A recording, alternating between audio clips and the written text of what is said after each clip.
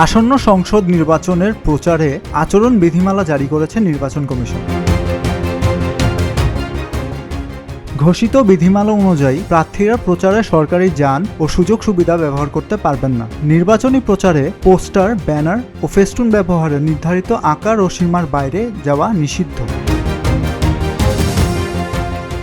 এছাড়া কোনো প্রার্থী ভোটারদের প্রভাবিত করতে আর্থিক অনুদান, উপহার কিংবা কোনো ধরনের প্রলোভন দিতে পারবেন না। ধর্মীয় অনুভূতি ও সাম্প্রদায়িক বক্তব্য ব্যবহার করেও প্রচার চালানো যাবে না।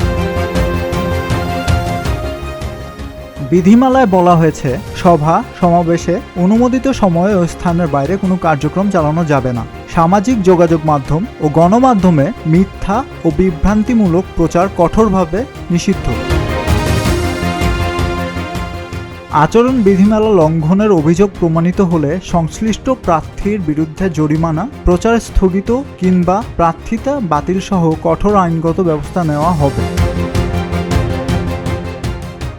নির্বাচন সুষ্ঠু, অবাধ ও নিরপেক্ষ করতে এই আচরণ বিধিমালা কঠোরভাবে বাস্তবায়নের আশ্বাস দিয়েছে কমিশন।